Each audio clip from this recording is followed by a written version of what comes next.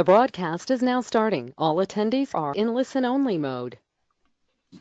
Hello, welcome to today's webinar hosted by Education Management Solutions and the Global Institute for Simulation Training. Today our topic is building your SP program from the ground up, educational, administrational, and logistical issues. This is brought to us today by Dr. Tony Errichetti. My name is Lori Kearns. I'm one of your hosts today. Also assisting today from EMS is Chris Gualtieri. Thank you for joining us. Now, if this is your first webinar with us, welcome. And if you've joined us before, welcome back. Remember, you can close that control panel on the right side of the screen by clicking on the orange button. And we do want your questions. Simply type them here in the question pane at any time during the webinar and click send. We will address as many questions as time allows. And just to make sure you can see that box, why don't you go ahead and put your first name and the state or country that you're joining us from. And remember that you are in listen-only mode, and we thank you for remaining in listen-only mode. And for technical support, we have included the GoToWebinar support number here. Oh, and I see a lot of you have joined us. I see Billy and Brenda and Joelle and Sean and Sandra, and thank you very much for joining us. We're excited to have you with us today. If you're tweeting about your experience, please use one of these hashtags. And yes, we are recording the webinar. You will receive a link to the recording and the slides from our office within the next several days. We also ask that you provide feedback following today's webinar by completing a brief survey. Now, please allow me to introduce you to today's guest expert. Dr. Tony Errichetti is a returning guest expert with us today. We're very excited to have him back with us. He is the Director of Doctor-Patient Communication Assessment at the National Board of Osteopathic Medical Examiners and Adjunct Professor in the Drexel Medical School's MS in Medical and Healthcare Simulation Program. Dr. Errichetti has more than 25 years' experience in directing medical school patient simulation programs in Philadelphia and New York, and has developed doctor-patient and health team communication assessment rubrics and presents nationally and internationally on these topics. Tony is a consultant for medical schools and health sciences programs on simulation program development and trains staff to prepare standardized patients and clinical faculty to assess communication and provide debriefing. Please welcome Dr. Errichetti. And Dr. Errichetti, I am sending the controls over to you right now. Okay. And we can see your screen. You can. Perfect. Okay. Hi, everyone. This is Tony. And as usual, it's an honor to be here working with Lori. Lori and I have had multiple conversations over the years about some of these issues. So it's really fun to be able to do this with her. So anyway, I'm going to talk about some issues of building up your program if you don't already have one. And I think Lori's going to have some poll questions for you soon. I do. Let's go ahead and launch those now, if that's okay with you. Perfect. Yep. We've launched the first poll, which is to tell us a little bit about you. Are you currently in the process of planning an SP program? Are you planning but not currently building? Are you currently running an SP program? And I can tell you it's almost a 50-50 between those saying they're currently running an SP program and those in the process of planning. So let me just share those results quickly. Okay. So 48% are saying they're in the process of planning. 10% saying they're currently building but not yet operating, and 42% are currently running an SP program. So I think that's great. We've got a wonderful audience for us today to learn a lot about what you're going to share with us. And then we've got one more. We just want to know about your learners. Who are your learners? And you can select as many as apply. And those results are coming in. And I can say right now in the lead, as we suspected, Tony, in the lead is nursing students. We thought that we'd have a large nursing audience with us today, and I think we were correct. But let me give just another few seconds. And let me share those results. So in the lead with nursing students is 62%, Tony, and then followed by allied health at 42%, medical students at 33%, and clinicians at 36%. So that's okay, great. Great. All right. We're back to your slides now, Tony. Okay, good. So what I'm going to do is just try to talk about some lessons learned in working in national boards, which I'm currently working for one now. I started working for the National Board of Medical Examiners in the MD world.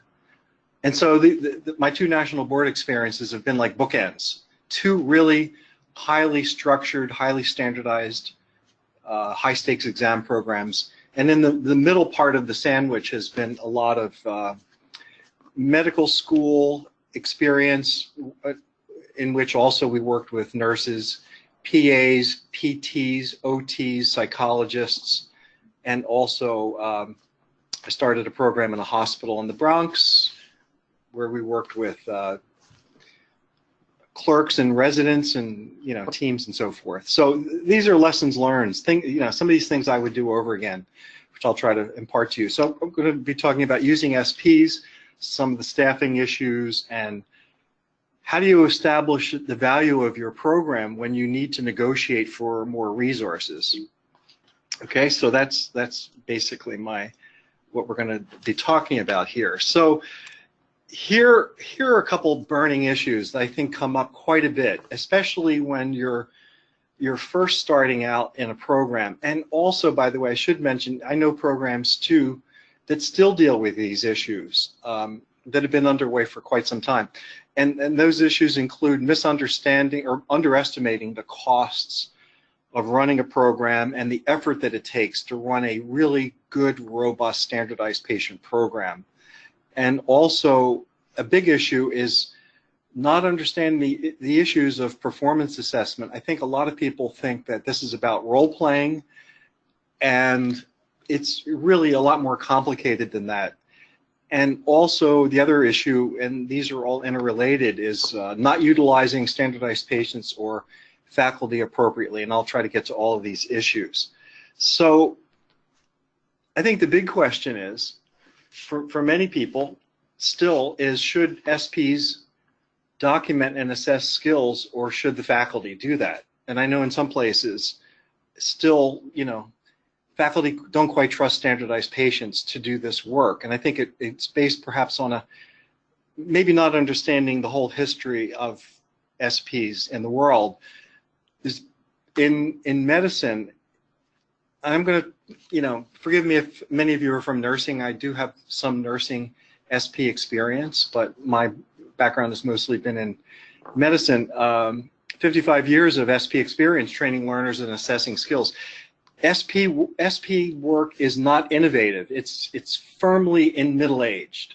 It's 55 years old.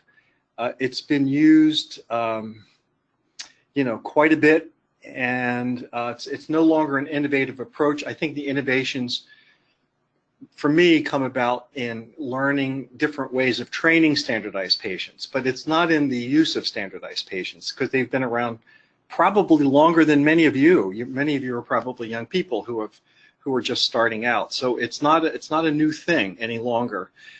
And there's millions of articles out there in medicine, nursing, sports medicine, you name it, but mostly in medicine, that have studied the validity and reliability issues of using standardized patients in high stakes assessment.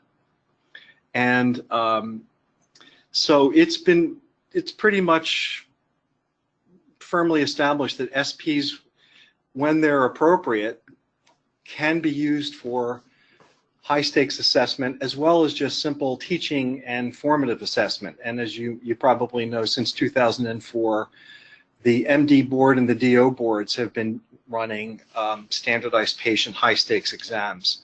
And I work for the DO board.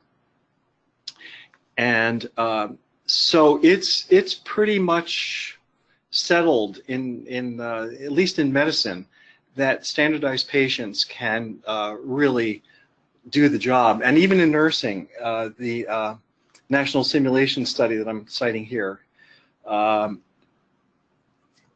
many states are allowing different kinds of patient simulations to substitute for actual patient contact. And a lot of this has to do with perhaps shorter hospital stays, not having access to patients and so forth. So what I'm trying to say is that it's been firmly established now, and nursing is buying into this in a big way, that simulations are really a valid and reliable way, when done appropriately, to train and assess students. So my conclusion again from all this is well-trained SPs can reliably document on a checklist skills and assess and debrief communication issues. But what does it take to prepare and use SPs appropriately for this task? And that's what I wanted to get into, starting with some basic SP team staffing issues that you might have to consider, and probably are considering, those of you that already have your programs up and running. The main thing is faculty development. This is something that's really huge, and it may mean that either you, as the champion of simulations, need for yourself to be developed so that you could spread the word to the faculty. For example, basic principles of SP performance test development. How do you create evidence-based SP cases and checklists? How do you do communication assessment? What about issues of data collection and data analysis? I think people often get involved, and I've seen this many times in med schools. DOs, MDs get involved in SP simulations who have never read an article on this work. They think it's about, I don't know what they think it's about. Perhaps it's about role play or something, giving, they've heard about checklists, so they construct checklists, but it's really often not based on any substantial courses or seminars or workshops that they've attended. I'm not saying this is everywhere, but I think it still is a widespread problem because I still hear about this. So, you'll have an example of somebody creating a 30 or 40 item checklist, not understanding the limits of SP memory. So the faculty needs to be developed, the staff needs to be developed. That's almost a #1 priority. I think then the next issue is the SP team itself, and usually there's a partnership between the clinicians, the nurses, the doctors, whoever they are, who are the content experts who develop the cases. And again, you need to have a background in what makes a good case. It's a training document for standardized patients. How to develop a clinical skills checklist, and so forth. And also, clinicians can assess only what SPs can't, but SPs can assess quite a bit. But there may be situations where only nurses or physicians can evaluate certain things, such as a patient note or clinical decision making, and so forth. And they're the ones that can assess those skills, as well as perhaps debrief students on those issues. The SP trainer is the training expert who does quite a bit. They are the keystone, I think, of your program, where they are hiring, training, monitoring standardized patients, and really, running the show. And I have to say that often this is what the show looks like, especially in a busy medical school or nursing school, where you're running 2 different programs a day, 5 days a week, in which different SPs are coming in and coming out, and you're dealing with different learners. I work in a national board where we are a one-trick pony. We just do one thing to death. We have a 12-station examination. We deal with pretty much the same cohort of exam candidates, but medical schools, nursing schools can be much more complicated in their operation. We go into great deal of detail to make sure the exam is valid and reliable and defendable, much more so than med schools do, but med schools and nursing schools tend to be really complicated. So for that reason, you might want to also hire an exam administrator who deals with the logistics of your program, such as scheduling, room preparation, salary, all that business. If you have the trainer doing it, they're going to go crazy if you've got a big program, and they're not going to be able to perhaps do what's necessary to train and monitor the standardized patients appropriately. So my big suggestion is please get an exam administrator who handles the logistics. And before I get to the SPs, let's look at what are desirable characteristics for your SP trainers, or, as they're called, SP educators. Frequently, trainers come up from the ranks from being standardized patients, which is good, but it's not sufficient. It's not a sufficient background to actually be a trainer. I would say that you need a minimum of a BA or a BS in order to be a trainer. In other words, some basic, I suppose, literacy competencies, and also previous training and teaching experience is a big plus. Adult learning and theory and practice, I think, are something that could be acquired but are really important, because the people that we are training, the trainers are educating, are the standardized patients, who are adult learners, who come from lots of different backgrounds, big age range, different experiences themselves with education. And so you need to understand how adult learners think.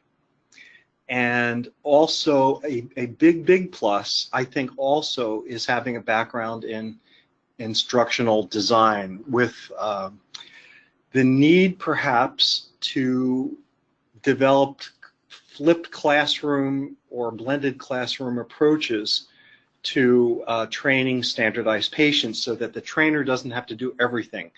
As much as possible, I think it's important to put some of the training materials online, so that before the SPs meet with you, for example, they can learn their case or learn something about what they're going to assess. So having an instructional design person coming up with innovative approaches to training standardized patients, so that the trainers don't have to do it one-on-one, is a huge plus.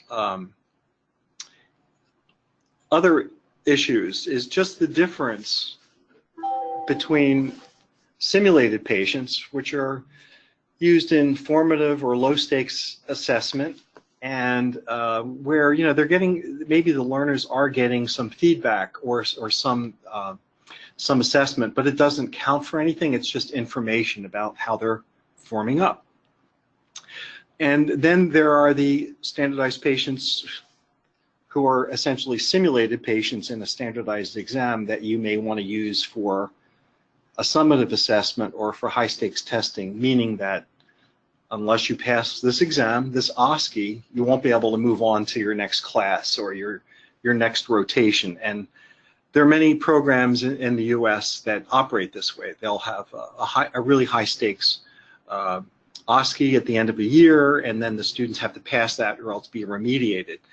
The reason I'm mentioning this is because both of these things have implications for budget. If you're simply running a simulated patient program where you're mostly doing teaching, it could be much more flexible but much less rigid in terms of its structure and how you're gathering data, how you're analyzing it.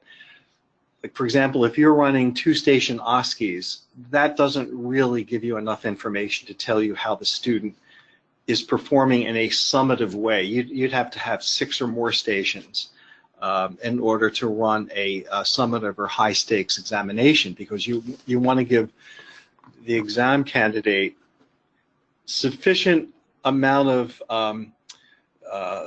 encounters to demonstrate what they can do. 1 or 2 isn't going to do it. It's fine for teaching, it's fine for feedback, but you want to have 6+ encounters in order to make some claims or some estimates about a learner's performance. SPs have been used widely, either actively or passively, to teach physical exam skills. We're not talking about teaching medicine or teaching nursing or critical thinking. We're talking about teaching psychomotor skills. For me, again, you want to hire SPs, and we'll get into how to hire, but there are credible SPs who can be trained to teach these psychomotor skills: how to take a blood pressure, how to measure the pulse, how to measure the respiratory rate, how to listen to lungs. You don't need a physician or a nurse to do this unless that's all they have to do. If you've got a big program, then you want to use some of these lay people who can be very well trained to teach the physical examination. And then, of course, there are practical exams in which perhaps examinee goes into a room, they're given a list of things to perform, and the SP then documents whether or not the skill was done correctly. Again, this isn't about clinical judgment. It's about, judging whether a psychomotor skill was done correctly. And for me, I think the best way to train an SP to assess a skill is to train them to actually perform it. If you train your SPs how to take a blood pressure, they're probably going to be better at assessing whether or not the blood pressure was done correctly. Not whether it needs to be done, but how it's done. Okay, so it's purely a practical examination. Two other kinds of simulated patients are, one on the left, here's somebody playing a sick patient in a hospital room. And then on the right, I have an actual patient in a simulated situation. Years ago in Philadelphia, we used oncology patients to teach an oncology block, and we hired about half a dozen people who had cancer. It was the real thing. And some of them could only participate a couple times a month, a couple weeks out of the month, because their chemotherapy, was underway. But they were super dedicated because they wanted to impart something to students. But we had to, of course, the case couldn't be about them specifically. We had to, of course, change the actual circumstances of the case itself. But actual patients can be used in a simulated situation. They have to be monitored and hired carefully, of course. And then, of course, many of you are probably familiar with standardized participants, where a standardized patient could be trained to play a nurse interacting in a team, or perhaps a family member in a mannequin-based simulation program. And while I'm on this topic, briefly, I just want to mention that SPs, or standardized participants used in mannequin-based sims, are all I don't know, I'm going to throw out a number, 99% of the time underutilized in terms of assessing team communication and providing feedback. They're often used simply as a prop, as an actor, as a family member, but frequently they're not used as, to their full capacity. They could be also assessing team communication within a mannequin-based sim program and giving feedback to the team about how you treated me, whether you ignored me or not, how you dealt with me as a family member, and so forth. So that's also something to keep in mind. Age range could be anywhere from children to adults. Not many people use children because of work rules or some other issues, but they can be used well with their parents. I know Maimonides Medical Center in Brooklyn, and their pediatrics program, has trained children playing SPs, and they train them to give feedback to doctors. And you can imagine, kids, they're pretty honest in the kind of feedback that they give. And of course, on the other end are the elderly that are used in SP encounters. Now, as you get older, you might have some cognitive issues to deal with, but they still can be very useful in training, but maybe not always in high stakes assessment because of their cognitive deficits, perhaps. Now, I wanted to just move into the issues of hiring your standardized patients. What are some desirable characteristics, and how do you screen and hire them? Here are some suggestions. There's lots of different ways to do this, but this is what I have found that works. First, just want to mention there's what are called SP core competencies, and the first two are pretty basic. Acting like a professional, being a professional, and the ability to perform as a patient, to simulate or imitate various medical conditions. So these are pretty basic and essential minimal skills that someone would have to have. And the professionalism really would come down to your assessing the SP candidate's ability and willingness to learn. Do they, I mean, I don't know, some people, they're smart, but they don't really want to learn anything. That's something that you would have to figure out, and we can talk about how to do that in a second. They have to be reliable and show up on time. That, you know, they're hired to teach courses. Lateness is not a good issue. You got to make sure that they're there on time. They have to have some social and emotional intelligence. They have to be able to get along with everybody. Work as a team. The emotional intelligence is, you know, having some awareness of your emotions and the emotions of perhaps the learners, that they're under stress and young and learning themselves. And then you have to learn to manage your own emotions and not get angry at people. If you're getting angry at your learners, you're probably in the wrong field. So that's something that we want to make sure that people have some, you know, ability to have social and emotional intelligence and demonstrate it. They have to have stamina. This is a hard job. They have to have the ability to sustain prolonged physical and mental effort. We do a 12-station examination. It's really hard. By the end of the day, you could be really fried, but your performance as a standardized patient has to remain pretty consistent from the moment you start in the first encounter to the last encounter. So you need people with a great deal of stamina, and maybe who can also be in an exam gown in a room that's maybe a little cold in the wintertime. It's not ideal, but it does sometimes happen. Then they have to have some basic acting ability, and I think that you definitely don't need actors using method acting. You know, if you used method acting, you'd be focused on perhaps your performance, but you wouldn't be able to step out of it at the end of an encounter to be able to assess skills and you know, provide some feedback.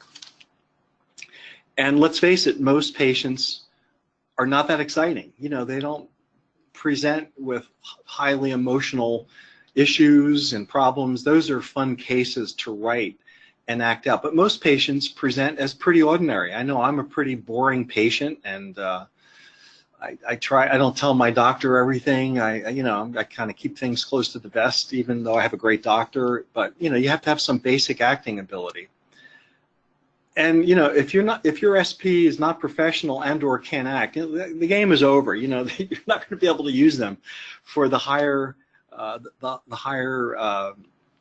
level issues, such as skills documentation, communication evaluation, and debriefing and feedback, which to me is the most difficult thing to master among SPs. We have SPs that are really good at, I'm not talking about here, but elsewhere, that are really professional, can really perform and act, or have great memories, can assess communication, but may not be so great at debriefing or giving feedback to learners.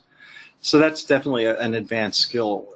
And they have to be able to, SPs have to be able to complete history checklists and accurately fill out physical exam checklists and rate communication. And again, debriefing is an issue that we could spend 2 days on, but not today. The question comes up, do you want to use, if your budget is limited, do you want to use volunteers or students? And I say no. The issue is that volunteers, you can't control them. You know, if you want them to come in, if they have to be in for training on Wednesday morning from 9 to 1, well, I'm a volunteer. I don't really sign on for this. I want my flexible schedule. Likewise, students. Now, if you have a special program like I was mentioning with young people, then you might have to hire students, but they probably would not be part of your regular group.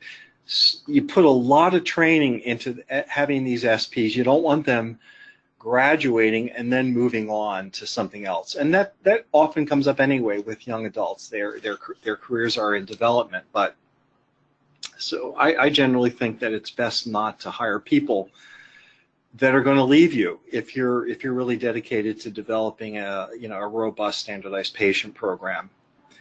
I just wanted to go over some of the steps of hiring, starting with first, it would be helpful if you if an SP had a way to see your program, perhaps by setting up a website in which you could include an application that they could fill out before they actually see you. Asking the basic things, but an important thing to find out is, right up front is what type of exam would you be able to participate in? Would it an invasive physical exam, a non-invasive physical exam, history checklist, history only, present and past medical conditions? They don't have to fill this out if they don't want to, but it'll give you an idea. You have to find this out anyway when you hire them. Better to find this out ahead of time. What kind of conditions have they had?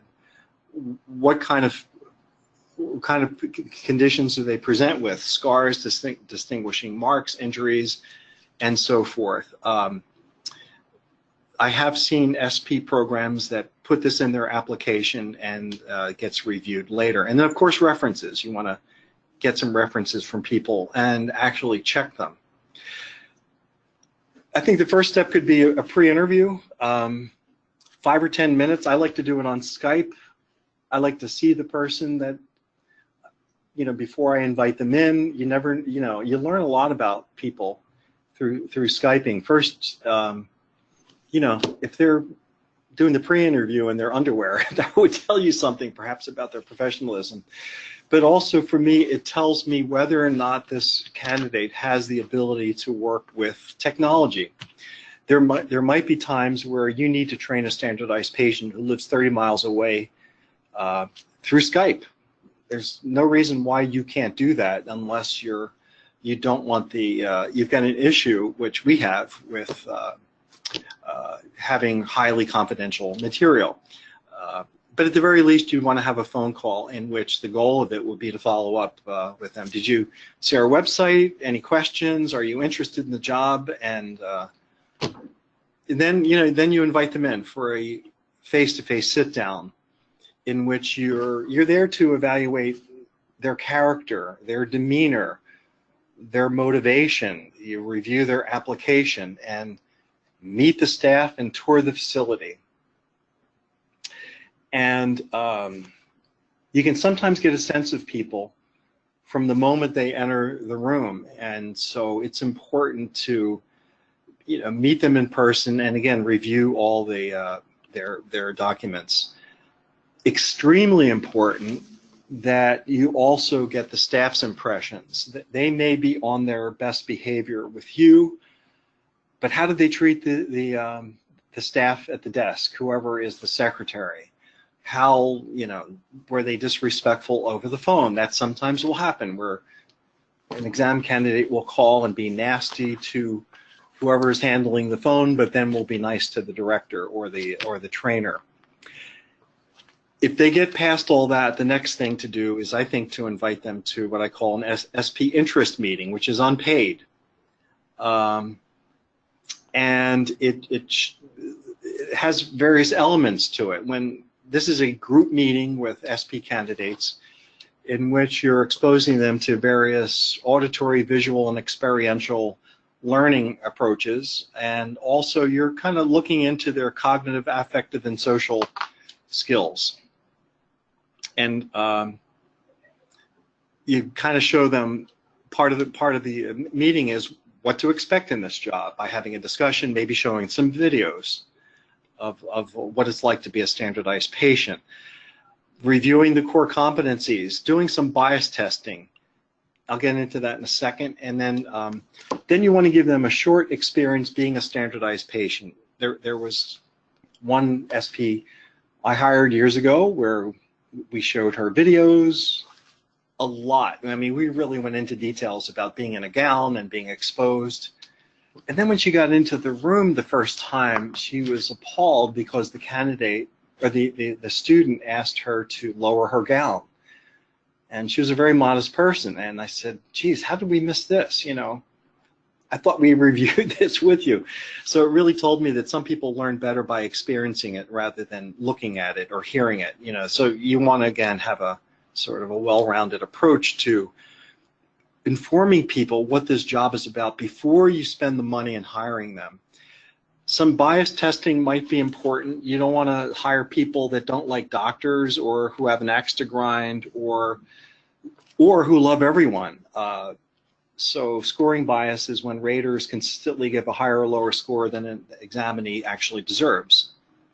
And some of the issues sometimes are the halo effect. If you look good, then you must be good at everything. Or I don't want to fail you because I don't want to jeopardize your medical school career, so I'm going to give you really high grades even though you're not doing that well. So you want to be able to uncover some of these issues. And I find it's pretty easy to get to the explicit biases of what are people conscious of and what do these candidates, SP candidates, admit to. You can just ask them. One thing you can try is a complete the sentence exercise. Give this to them and ask them to fill in these sentences and then discuss. I like doctors and nurses who, I don't like doctors, nurses who, whatever. My best and worst healthcare experience was, and people are very open with this kind of approach. And you'll sometimes give them enough rope to hang themselves. They can either talk themselves into a job or out of a job by doing this.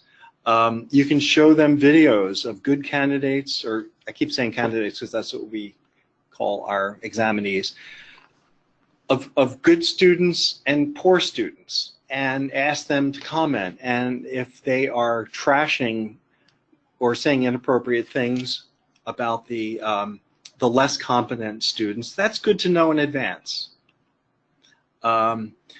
There's different kinds of projective tests. You can find all kinds of pictures on the internet. Here's one I like on a 1 to 10 scale. How trustworthy is this doctor? And explain your scores, and you'll be surprised what people say. How about this guy? What do you think about this? So show them pictures, ask them to react to it, and you'll get a sense of their fairness and judgment. And they're doing this in a group. It's important to do this in a group, and hopefully the conversation goes well, but then there might be one individual in a group that is grandstanding and turning all the attention on themselves, and therefore you may think afterwards they're not so appropriate. They just said something that was really inappropriate in this meeting about how they hate doctors or who knows what, But again, you give people enough room to articulate what they're thinking, and they will tell you, I don't like doctors who wear bow ties. I really hate that. So one of the issues is that the data that you collect in an SP exam is only as good as the people collecting it. So how do you know if they're going to be good for this job, in addition to what we just talked about?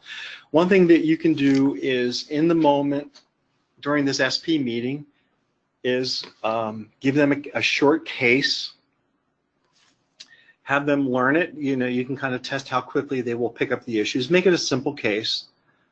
Put them in an exam gown, have them learn a short checklist, and play the case and see what it feels like to be in an exam gown. And it'll give them a much better feel for what the job is like. But you don't want to have it be so stressful that they're going to get frustrated. Again, it could be a 1-page, case in a 3 checklist, history checklist, something that's not demanding, but will still give you a sense of whether or not they can remember things. Let's say then you want to move forward with them and invite them back for the next step. You definitely want to do a criminal background check. This day and age, I would definitely check social media, perhaps try to find them on Facebook and see what they've posted, and do the reference check. And then if they pass that, the next step would be to hire them. Now you're paying them. They'd have to go through a physical exam screening in order to, again, place them in the appropriate cases. and onboarding exercises, orienting them to the program, giving them a case, providing training.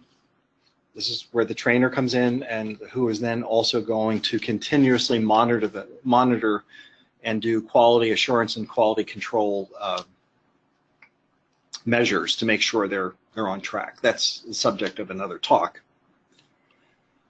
Tony, Finally, Tony, yes. Before you segue into this, if you don't mind, I chose not to interrupt you before, but there's one more question I think that is an important one to ask, if that's okay with you, Yes. to launch this last poll, because this was something that you and I were really interested in hearing from the audience in terms of, are they planning to use SPs to assess skills? And the response choices are yes, no, and this is the long-term plan. And I'm just really interested to get the response from our audience. So if you'll bear with me for just a moment. And I would say in the lead right now, strong lead is that yes, people are planning to use SPs to assess skills. So I think I can probably close that and share that information. So in the lead with 57% of our audience are saying yes, they do plan to use SPs to assess skills. 23% are saying no, not at this time. And about 20% are saying this is the long-term plan. So Yes. yeah, thank you for letting me interrupt you for just that moment and ask that question. But that was something we were really interested in. Yeah, and that's good to know. If you're not using them for testing, that really, in some ways, uncomplicates your job, because then the whole assessment part is taken out of the equation. But definitely, they still require a lot of training to act appropriately if you're simply using them for training. Now, I'm just going to finish up with a few thoughts on establishing your program's value. You know, how do you negotiate for the funds that you need to start your program? And I guess I came along into this field when the national boards were planning their national board exam, or rather, the national board exams were planning on the national testing of medical students with SPs. And it frightened the medical schools into throwing lots of money into building up standardized patient programs in the schools. I think the downside has been that the school SP programs frequently look like national board testing centers. They often don't look like real clinics. So, and then students will sometimes think, well, I'm being tested. Let me try to game the system and get a good score, versus how can I learn, you know, from this experience. And so I guess what I'm saying is an upside of not having a national board exam is that you can have a much more flexible architectural approach to thinking about designing your programs that looks more like what they're going to face out in the clinics. That's always bothered me about how med schools look too much like what I work with every day. You know, 12 or 24 rooms exactly the same, announcements and so forth. Anyway, that's a whole different philosophical discussion. So how do you establish metrics? First, there was a great book, and I can't remember the author's name, but I read it years ago. It's called You Can Negotiate Anything by Herb, I can't remember his last name. But one of the things he mentioned was, like, for example, if you're going to buy a car, it's helpful to know what time of the month the salesmen need to reach their quota, and that's usually at the end of the month. So if you want to buy a car, better to wait to the end of the month than the beginning of the month, or the end of a model year. If you knew how much they had to, you know, what their quota was, you'd be in a better position to bargain. So I think it's helpful for you to understand how much money is actually available to run our program, because they're very expensive. I think the other issue too is to find out what's the going rate elsewhere for SPs and trainers, etc. Because people will, you don't want to be in this position like I have been, where we've hired people, the administration wanted to underpay them, we trained them, and we even got some of them advanced degrees, and then they got poached by other programs and got paid a ton more. So you need to find out what's the going rate for SPs and trainers in your region and try to match that and give that to your administrator, because again, if you've got competition in the area, if somebody's paying more, your well-trained staff will leave you and go elsewhere probably, unless you're just such a wonderful person they can't stand to not work with you. This is idiosyncratic to the schools. The schools may want different things from you to establish your value. So I think of this as one might be an accounting model, where you should really keep track of how many encounters that you run per year, or per, whatever the period of time is, but you want to, keep track of that. How many students did you serve? How many clinical years did you serve? So it's all about numbers. And these are all interrelated. Then there's a service model in which you want to emphasize the practice and teaching that you're doing, the fact that you're doing perhaps formative and summative assessment, you're providing feedback and debriefing, and maybe even web streaming videos for faculty review. So that's another way of showing value by really, again, tracking what you're doing. And maybe this often comes up, where you have a kind of a PR or a showboat model, where I've known programs where the mannequin sims are there to just show off to the potential students or visitors, but they're not used much in teaching. So that sometimes happens. When I worked in one program, that almost daily we had visitors traipsing through our program, and in which the school was really bragging about what they did. They also funded us very well, so there were no issues there. I didn't mind being a showboat, and so it was a really good situation. But sometimes that's what's also required, is using your program to highlight your innovative teaching and assessment approaches. I'm going to finish up with this. I've made this mistake in the past. I've made it look too easy. So don't underplay how complicated your operation is. It's very complicated. And also, don't act like a pizza delivery service, meaning that you don't want to promise faculty that you're going to deliver something in 2 days when it may take you 6 weeks to prepare. I have done this. I've made a mistake by promising too much because I was eager to get a program off the ground, and then people had an expectation that things would happen, almost overnight, and it really doesn't. So you have to learn to kind of pace yourself. That's my story. So thanks for your attention. That's your story, and you're sticking with it. All right, Tony, thank you. Thank you very much. You're such a wealth of information, and so I so much appreciate having you with us today. Thanks. We do have a couple of questions coming in. Oh, and Larry did write in and say the book is You Can Negotiate Anything by Herb Cohen. Yes, that's it. It's a great book. It's really helped me in buying cars and negotiating for more money. It's a classic. Yeah. Scott had a couple of questions. One was, you do group interviews, right? And you normally do group interviews, but if you have just one SP show up, do you go ahead with a solo interview? Do you want to talk a little bit more about that process? Yeah, I mean, I think it's often helpful to, as much as possible, to try to get more than one SP to show up. Sometimes it's not possible, but I think as much as you can is try to get that single individual involved in the group by using your SPs, perhaps to interview them, to show them around, to have a conversation with them. And they will then, I think, kind of let you know what they think. As long as they're not friends, you might even get an honest assessment. I really believe strongly in using staff to get a different picture than I might get individually with someone. Mm-hmm. If I'm a director, I know they're trying to blow smoke, perhaps, and be nice. Mm.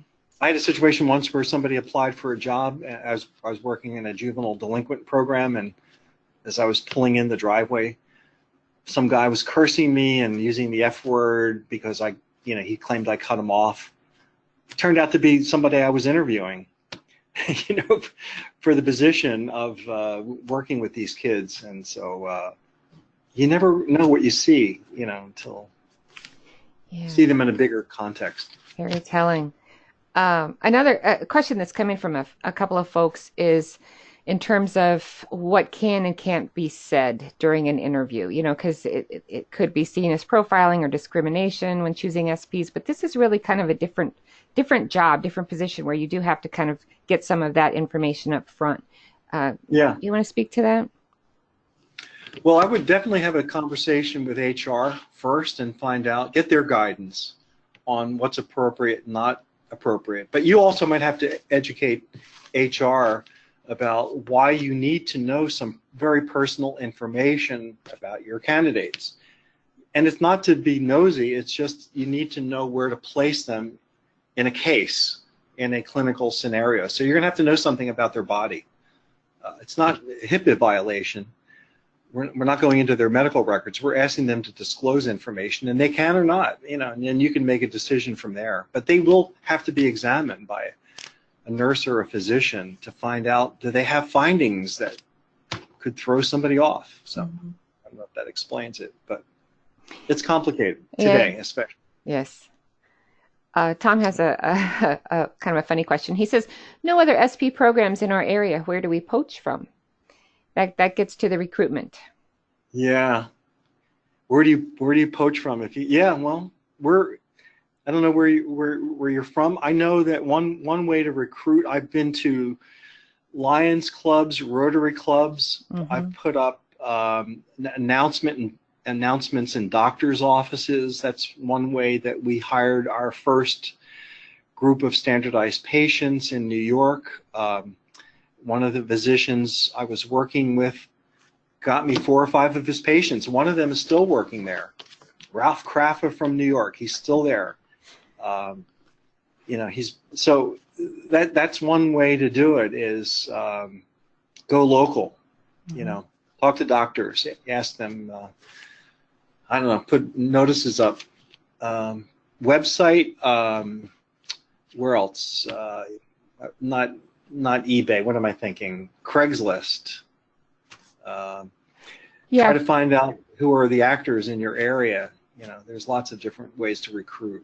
There you go. Well, and Joelle's asking too about how do you find out what the going rate is for SPs in the area? You know, the hourly rate. As you well know, it does vary from state to state, and where you are in the Philadelphia area, where there's a number of high stakes testing facilities, obviously the rate would be higher than it is in Des Moines, Iowa. So how do you go about finding out that rate?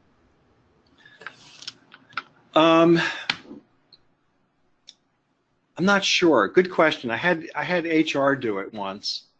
I'm not sure. I mean, I did some research, but I wasn't the one that did it. I just asked for it, and they came up with, because I was trying to justify the salary of a couple people who had gotten a master's degree. So what would a master's degree person get as a trainer? And the information is out there.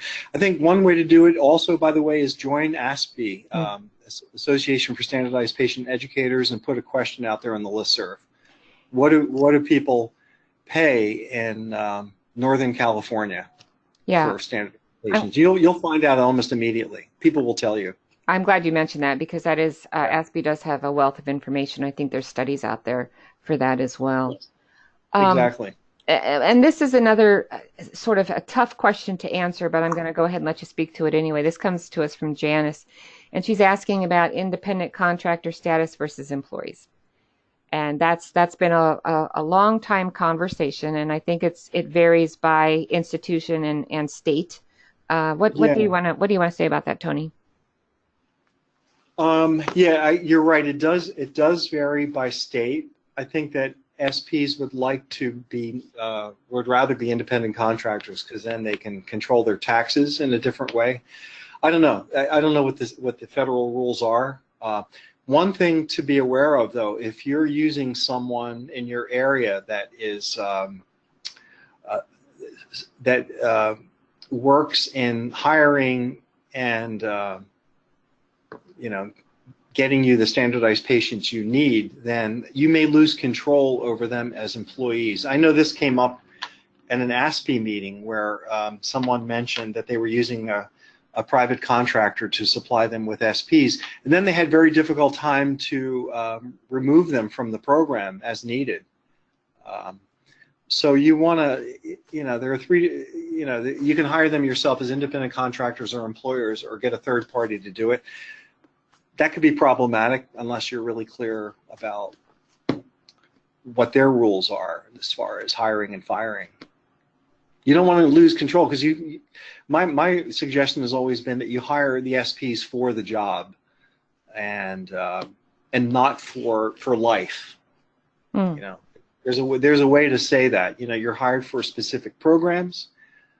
It will let you know if you're coming in for the next program, and you can be a regular employee and work that way, a regular part-time person. But talk to HR about this. All right, thank you. There's been a few comments about what we said about the ASPE listserv and whether or not they allow that question, but Stacy does say that there was a survey several years ago that includes some of that information. But the other thing that ASPE does, though, too, is I think it creates a network of individuals that you can talk to that may be in your area, may have similar kind of demographics. Yeah. So I think that's another thing that ASPE can do. You spent a lot of time talking about recruiting and hiring, and this isn't something that we can cover in the next couple of minutes, but maybe there's something that you'd like to say specific to training. Kristen's asking about SP training, and I think one of the things that you said kind of early on is don't underestimate what it requires. Do you want to add to that, Tony? Yeah, I would definitely say that you don't want to train people the day of whatever the program is. I think a reasonable minimal amount of time to train someone for a case and to expose them to a checklist is 3 hours, but definitely not the day of. And that training would include reviewing the materials, and that's why I think it's important to put this stuff online. If you're not dealing in a highly confidential situation as we are, you could send the SPs the cases. They could learn it ahead of time and then come in and prepare to role play with you and ask questions. If you're running multiple programs and you're the only trainer, you're going to have to find ways of spreading yourself out. But a minimal amount of time, I think, is 3 hours with folks to go over the case, to role play it, to practice it, to review the checklists. You may be using a communication rubric that you use with every program, and therefore that remains steady. That may be less of an issue. But I mean, I've seen a lot of programs where, they'll train people like an hour before the program starts. That's completely inadequate. You're not going to get any kind of reliable measure of performance from that approach. I think one thing, too, to point out is that standardized patients, and as they become more seasoned over time, do a wonderful job of finding holes in the case. And so getting that information to a standardized patient in advance is a great way for you to find something out before the SP has to answer a question they don't know how to answer. So I've always liked the idea of getting the case to them as soon as I could.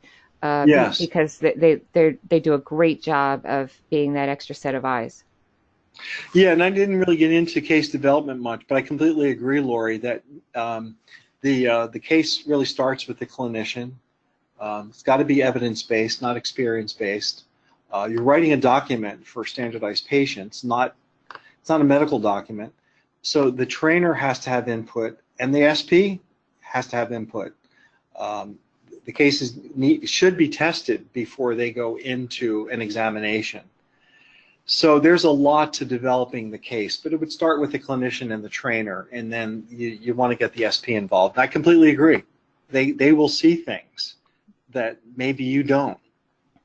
Right. So they're a great resource. Yeah. And one last thing about training, and that this comes from Tom. He's asking about a dry run before the actual session, and I would say yes. What do you want to say about that, Tony? A dry run before the exam? Yeah, I mean, yes, absolutely, especially if it's a high-stakes exam. You want to make sure that whatever the timing issues are that they're down. If you've got your EMS SimIQ system, the announcements are clear and specific. Practice is always better, but it always comes down to money. If you have the money to practice, then by all means do it. Mm-hmm. So, but it's such an important issue of being prepared for the exam. So we spend, I don't know how many hours before an SP goes into an exam. I spend 12 hours with the SPs just training them on communication assessment before they get a case. Then they get a case. They learn that.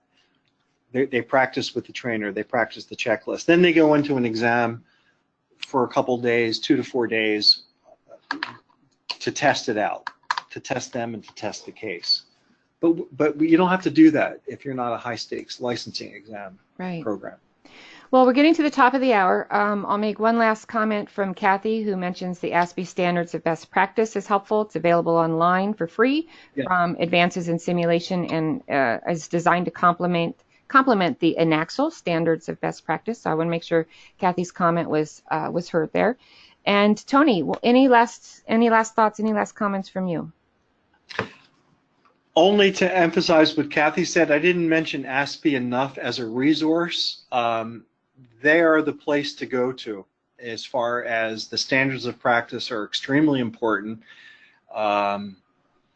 Your colleagues will help you. You know, I have found this to be an extremely generous field, so definitely join ASPE and the listserv and reach out to people. People will really help you. That's okay. Agreed. That right at Agreed. We're converts, Tony. We are. So. Yep. All right, so it's just after the top of the hour, so I want to thank our audience for hanging in there for that extra couple of minutes with us. Tony, thank you so much. I love working with you. You've been a mentor and a colleague for, dare I say, 18 years, and so it's always so great to have you with us. And the thanks are coming in. Joelle saying thank you. Edward saying thank you for a very informative presentation. So the kudos are coming in for you, Tony. So with that, thank you. Thanks, everyone. That said, we'll say goodbye for today. Safe travels to you, Tony, and we look forward to seeing everyone back here next month. Okay. Take care. Thanks, everyone. Bye. Thanks. Bye-bye.